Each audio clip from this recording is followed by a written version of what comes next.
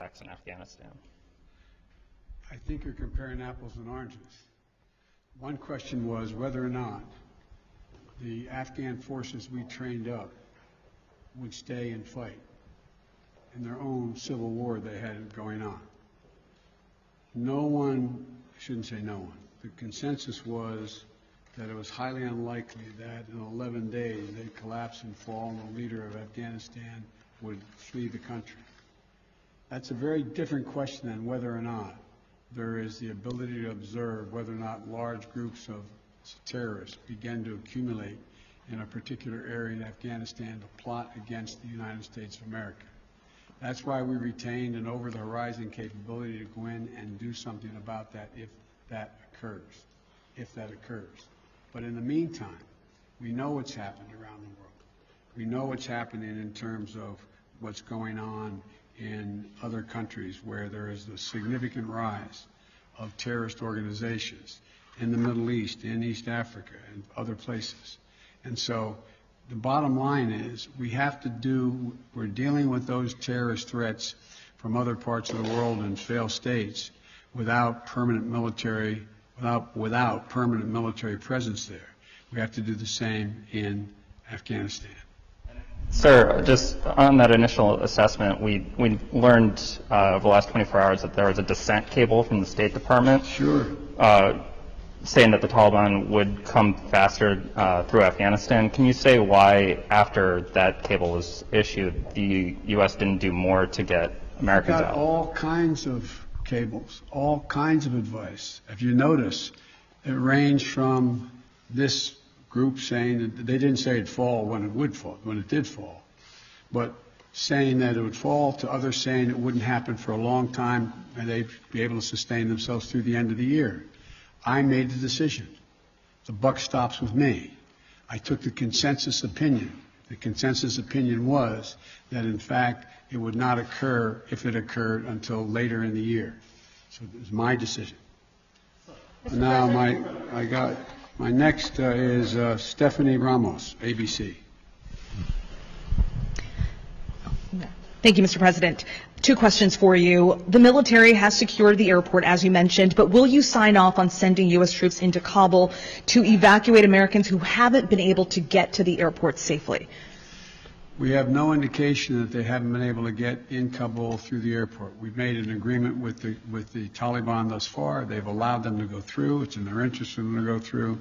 So we know of no circumstance where American citizens are carrying an American passport are trying to get through to the airport. But we will do whatever needs to be done to see to it they get to the airport. And one more, Mr. President. Last month, my colleague Martha Raddatz interviewed Abdul, an interpreter who was on the front lines with U.S. forces in Afghanistan. Overnight, we received a photo of Taliban militants coming to the door of his home, literally hunting him down. Thankfully, he was able to escape, but he is obviously still in mortal danger. What would be your message to Abdul, his wife, and his 3 young daughters? We want you to be able to get to the airport. Contact us. We'll see whatever we can do to get you there. We've got to get you out. We are committed to deal with you, your wife, and your child to get all 3 of you out of Afghanistan. That's the commitment. Thank you, sir. Meredith Lee of PBS NewsHour. You mentioned just now using every resource available for evacuations. Why haven't you ordered the military to expand the security perimeter around the Kabul airport? Do you have any plans to do so, given that will likely require more U.S. troops? And are you considering rescue operations to recover Americans and Afghan allies stuck behind Taliban checkpoints? The answer is yes to the last question. We're considering every opportunity and every means by which we could get folks to the airport. That's number 1. Number 2, the reason why we have not gone out and started and set up a perimeter way outside the airport in Kabul is that it's likely to draw an awful lot of unintended consequences in terms of people who, in fact, are not part of the Taliban. We've been in constant contact with the Taliban leadership on the ground in Kabul as well as the Taliban leadership at Dahou. And we've been coordinating what we were doing. That's why we were able, for example, how we got all of our embassy personnel out, how we got everyone out of the embassy safely. That was the distance. That's how we helped get the French out and out of their embassy. So the question remains, there will be judgments made on the ground by the military commanders at the moment, and I cannot second guess each of those judgments to be made. But the idea of, again, let me get back to the fundamental point I made at the outset. When the decision was made by me that, and it was made some time ago, and I ran 4 presidents saying I wanted to get us out of Afghanistan. One of the things that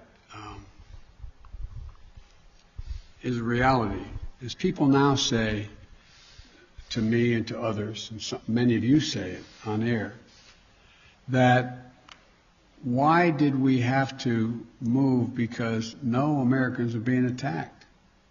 Why did we withdraw those, why did we agree to withdraw 2,500 troops? No Americans are being attacked. As I said before, the reason they weren't being attacked was part of an agreement that Trump had made a year earlier. We will leave by May 1st, he said, as long as there's no attack on Americans in that year period. Number one. Number two, the Taliban was taking large swaths of the countryside, north and south. None of the major areas, none of the major points of the capitals of each of these provinces. But they were all over the country. And the idea that if I had said on May the 2nd or 3rd, we are not leaving, we are staying, does anybody truly believe that I would not have had to put in significantly more American forces? Send your sons, your daughters, like my son was sent to Iraq, to maybe die? And for what? For what? So the only rational thing to do, in my view, was to set up and pre-position American forces for the purpose of evacuation, and the aircraft to pre-position those ahead of time so that we would be able to begin the process of evacuation of American citizens, SIVs, and others who helped us. The last point I'll make is this. Look, if we had decided 15 years ago to leave Afghanistan, it would have been really difficult. If we decided 5 years ago, if we continued the war for another decade and tried to leave, there's no way in which you'd be able to leave Afghanistan without there being some of what you're seeing now.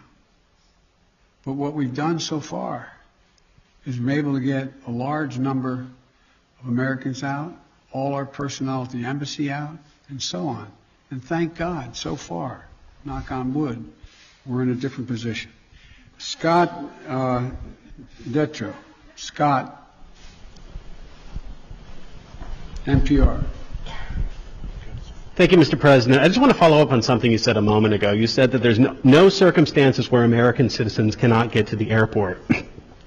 That doesn't really square with the images we're seeing around the airport, with the reporting on the ground from our colleagues who are describing chaos and violence. Are you saying unequivocally that any American who wants to get to the airport is getting there and getting past the security barrier and to the planes where they want to go? I thought the question was, how can they get through to the airport outside the airport?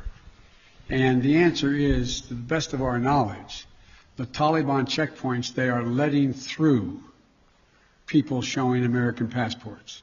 Now, that's a different question when they get into the rush and crowd of all the folks just outside the wall near the airport. That's why we had to, I guess, was it yesterday or the day before, we went over the wall and brought in, how many? 169 Americans. So it is a process to try to figure out how we deal with the mad rush of non-Americans, those who didn't help, those who were not on the priority list, just any Afghan. any Afghan to be able to get out of the country. And so my guess is that no matter what, under what circumstances there's not a whole lot of Afghanis, there's a whole lot of Afghanis that just as soon come to America, whether they're any involvement with the United States in the past at all, rather than stay under Taliban rule or any rule. So what I was saying is that we have an agreement that they will let pass through the checkpoints that the Taliban control, and let Americans through. But given this, given the negotiations with the Taliban, the scenes that we're seeing, can you just fully explain why the plan wasn't to go ahead with these evacuations of both Americans and allies before the drawdowns began, before Bagram was closed, looking back several months? Because whether it was now or several months from now, there seems to be a broad consensus that the Taliban would make these gains, and these would be needed at some point. Well, yeah, at some point. But the point was that although we were in contact with the Taliban and Doha for this whole period of time, at some point wasn't expected to be the total demise of the Afghan National Force, which was 300 persons. Let's assume the Afghan National Force had continued to fight and they were surrounding Kabul. It'd be a very different story. Very different story. But the overwhelming consensus was that they were not going to collapse. The Afghan forces, they were not going to leave. They were not going to just abandon and then put down their arms and take off. So that's what happened. Thank you very, very much. Thank you.